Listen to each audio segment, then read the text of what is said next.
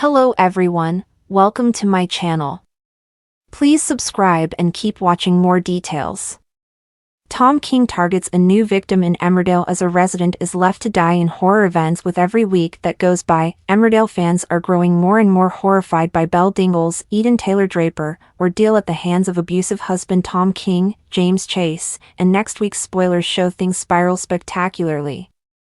As the couple host a dinner party for friends and family, the tension can be cut with a knife, but guests are more focused on Rona Goskirk, Zoe Henry, and Marlon Dingle's Mark Charnock marriage crashing onto the rocks. Behind the closed door of the kitchen, Tom's cruel behavior is heightened even further, as the true reality of what Belle is enduring is confirmed in incredibly dark scenes. Back in the dining room, the others are oblivious, and things are only set to get worse. Meanwhile, another resident is in a terrible situation as Nikki Milligan, Lewis Cope, is left for dead in a car crash, caused by a drunk Ethan Anderson, Emil John. When Ethan then takes a split-second action, he puts both of their futures on the line. Belle sneaks to a doctor appointment to organize her contraceptive prescription. Anxious as she explains to Manpreet she doesn't want it sent to her home like her other medication, and they find a solution. Meanwhile, at work Tom is patronized by Vanessa when he messes up diagnosing an elderly dog with cancer without conducting the necessary diagnostic tests. When Vanessa and Patty arrive in the nick of time, she swiftly orchestrates the correct blood tests and it is just an abscess. As the furious customer heads out, Tom starts playing victim, laying it on thick how Vanessa makes him feel unwelcome at the practice. He suddenly turns the tables by inviting the vet staff and their partners to a dinner party tomorrow night at his and Belle's house. Tom returns home furious after his terrible day and tells about the dinner tomorrow and firmly puts the success of it down to her.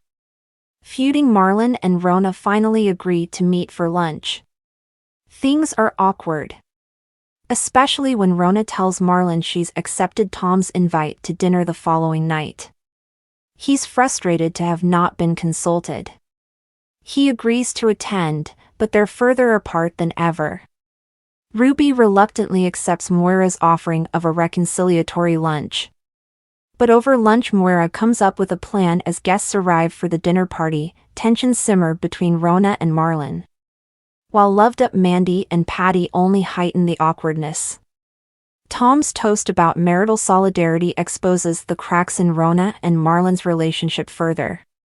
Belle excuses herself, saying the onions made her cry, as her relationship with the controlling Tom is strained. Unbeknownst to her, he had found her hidden contraceptives earlier. The row between Rona and Marlon erupts as they lay bare their issues publicly. Rona tries leaving, but defiant Marlon rejects it, forcing Rona to seemingly end their marriage in front of everyone. In another view of the same events, Belle puts the finishing touches to the Dalehead dinner, but critical Tom asks her to change into a more appropriate outfit, and she compliantly heads upstairs. Struggling with a kitchen drawer, he finds her hidden contraceptives, but before he can confront her, the guests start to arrive. When Belle goes upstairs, Tom joins her in the bathroom. Soon Tom doesn't let Belle out of his sight in the kitchen. When Rona finally puts her foot down to leave following the argument, the other guests apologetically follow suit. Belle's desperate for people to stay, but they all make their excuses. And as guests depart, the terrifying reality of Belle's life with the menacing Tom is laid bare.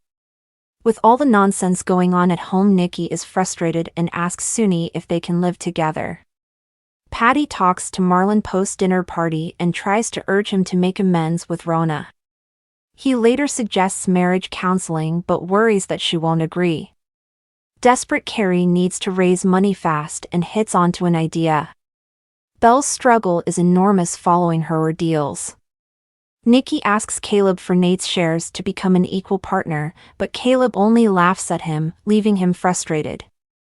Meanwhile, Suni is elsewhere in a bar and calls to say one of the men who was part of the homophobic attack on them last year is at the same bar as him.